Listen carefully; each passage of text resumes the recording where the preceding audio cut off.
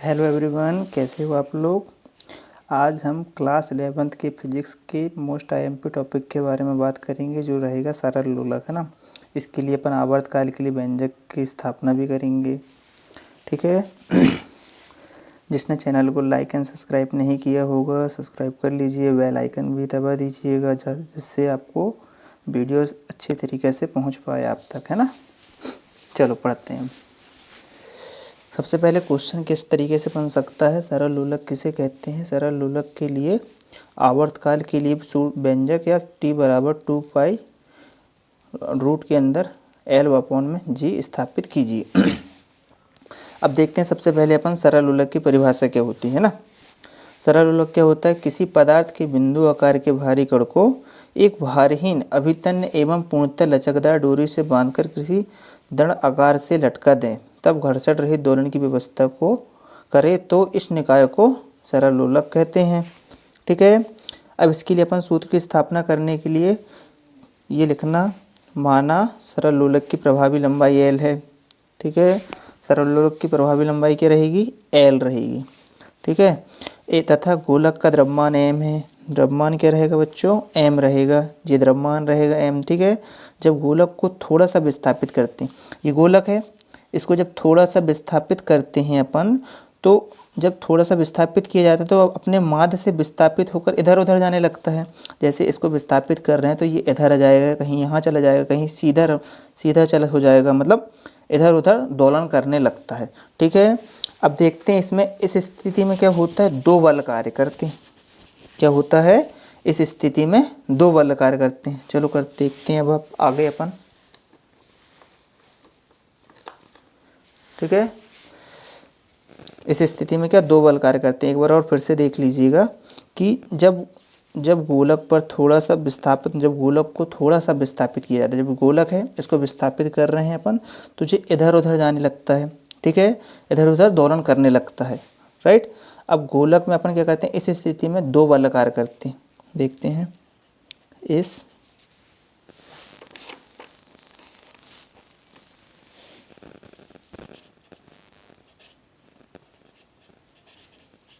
स्थिति में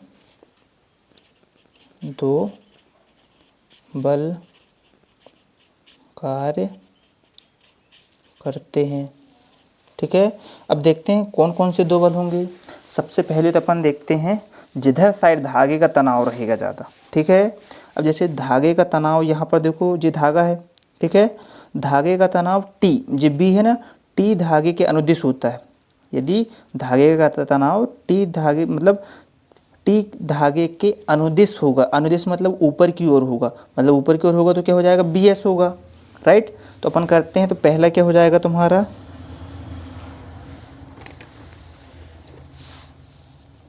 पहला क्या हो जाएगा, धागे का तनाव T धागे के अनुदिश, ठीक है। क्या होगा, टी धागे का अनुदिश क्या हो जाएगा, BS हो जाएगा, तो BS, ठीक है। कहाँ रहेगा, जो ऊपर की ओर रहेगा, ऊपर की ओर, ठीक है।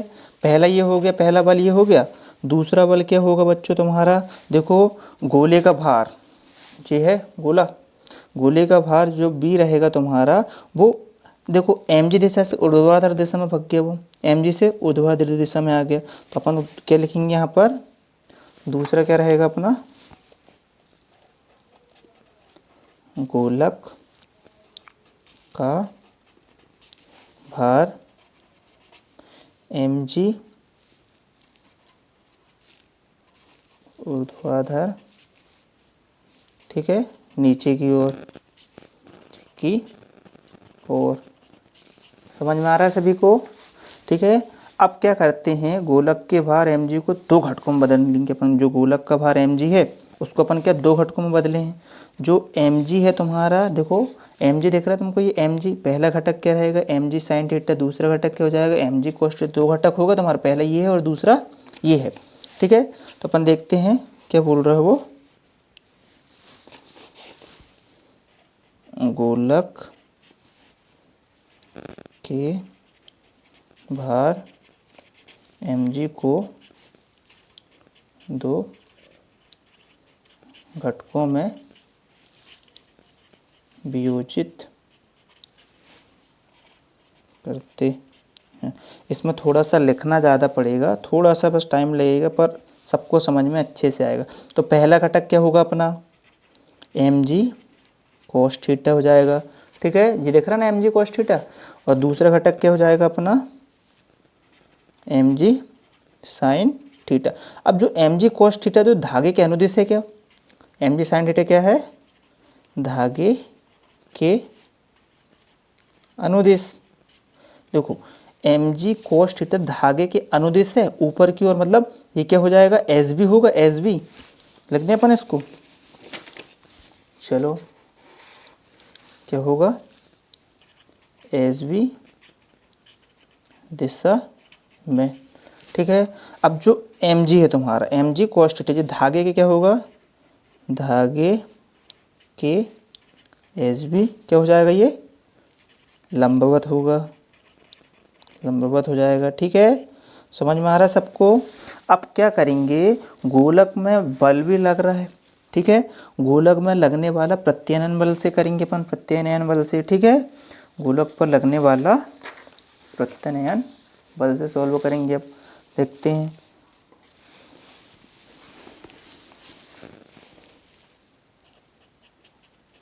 गोलक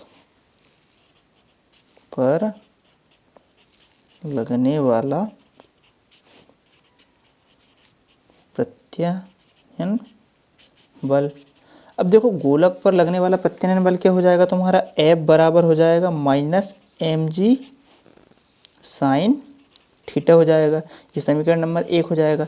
अब ये कैसे माइनस कैसे आया बच्चों, ये माइनस, ये क्या है, जब विस्थापित होता है तो बल अपनी दिशा से विपरीत दिशा में जब गति करता है तो माइनस का निशान आता है। मतलब जैसे अपन यहाँ से, समझ रहे हो, जैसे अपन गोलक को विस्थापन एवं बल दोनों विपरीत दिशा में होते हैं, मतलब गोलक में जो विस्थापन एवं बल जब एक दूसरे के विपरीत दिशा में होंगे तो माइनस का निशान आता है या चिन्ह आता है, ठीक है।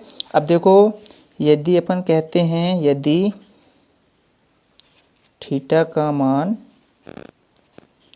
अत्यंत कम हो, अत्यंत कम हो तो साइन थीटा बराबर क्या हो जाएगा, साइन थीटा बराबर होगा लगभग थीटा, ठीक है।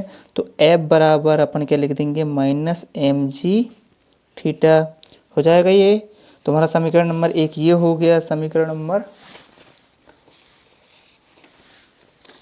देखो समीकरण नंबर 2 ये हो जाएगा, राइट। अत्यंत कम होगा तो साइन थीटा बराबर हो जाएगा लगभग थीटा होगा, है ना, F बराबर माइनस mg थीटा, ठीक है। अब आगे सॉल्व करते हैं अपन इसको। अब अपन को क्या करना है, कोण बराबर क्या होता है पता होगा आपको, कोण बराबर होता है चाप बटे त्रिज्या होता है तो चाप बटे, अब देखो इसमें देखते हैं अपन अब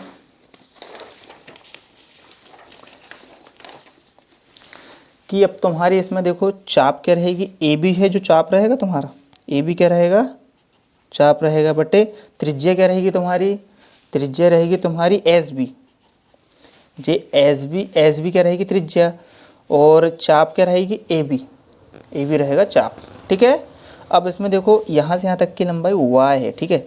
अब देखो ए बी बराबर क्या हो जाएगा तुम्हारा y, ए बी बराबर क्या होगा y, और एस बी बराबर क्या होगा देखते हैं।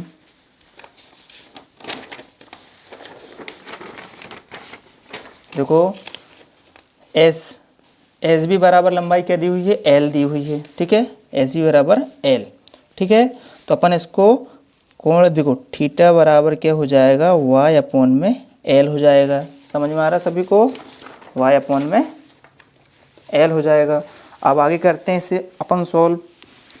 अब थीटा का मान रख दें समीकरण 2 में, एफ बराबर क्या हो जाएगा, माइनस एम जी, एफ बराबर माइनस एम जी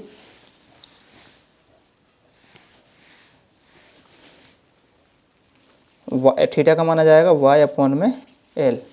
ठीक है, ये हो जाएगा बच्चों समीकरण नंबर 3 तुम्हारा। ठीक है, अब आगे सॉल्व करते हैं अपन। अब क्या करेंगे अपन, न्यूटन की गति का द्वितीय नियम से करेंगे। ठीक है, क्या करेंगे अपन अब, न्यूटन की गति का द्वितीय नियम से, न्यूटन के गति का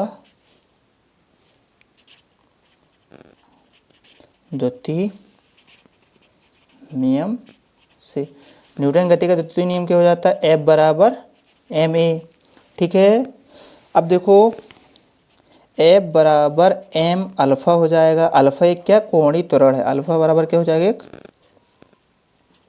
एक कोणीय त्वरण होगा। ठीक है, अब देखो अब कर लें अपन, अब इसको क्या मान लेते हैं, समीकरण 4। अब हम क्या करेंगे, समीकरण 3 व समीकरण 4 से। ठीक है, समीकरण 3 F दोनों बराबर दिख रहे हैं तुमको, तो अपन इसको कर लें पहले। m अल्फा बराबर, इसका मान भी लिख लेते हैं, माइनस mg y अपॉन में l। ठीक है, अब क्या करते हैं अपन आगे, अब देखो m से m कट जाएगा, अल्फा बराबर माइनस g अपॉन में l कर लेते हैं, y को यहाँ लिख लेते हैं। ठीक है, अब देखो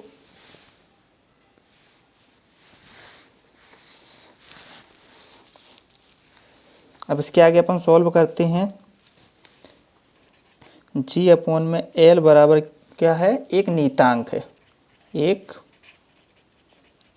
नीतांक है। ठीक है, g अपॉन में l बराबर एक नीतांक है। अब इसके आगे तो अल्फा बराबर क्या हो जाएगा, अल्फा समानुपाती माइनस y हो जाएगा। ठीक है, अब इसके आगे अपन आवर्तकाल के लिए व्यंजक स्थापित करेंगे। किसके लिए करेंगे, आवर्तकाल के लिए व्यंजक स्थापित करेंगे। चलो करते हैं, अब काय के लिए करेंगे, आवर्तकाल के लिए व्यंजक। ठीक है, आवर्तकाल के लिए व्यंजक करेंगे अपन, तो पहले क्या होगा, सरल आवर्त गति करते कण के त्वरण का व्यापक समीकरण। समीकरण पहला समीकरण ये याद कर लेने इसको, अल्फा बराबर माइनस ओमेगा स्क्वायर वाई होता है।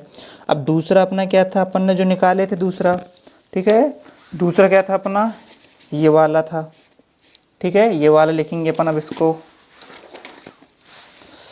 अल्फा बराबर माइनस जी अपॉन में एल, और ये वाई हो जाएगा।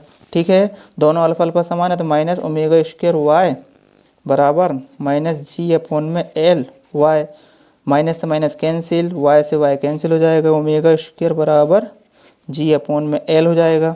ठीक है, अब ओमेगा बराबर अंडर रूट जी अपॉन में एल हो जाएगा। ठीक है, जी अपॉन में एल होगा। इसके बाद अब क्या, ओमेगा बराबर क्या होता है, 2 पाई अपॉन में टी। ठीक है, तो लिख दें अपन, ओमेगा बराबर क्या होगा, 2 पाई अपॉन में टी बराबर अंडर रूट जी अपॉन में एल।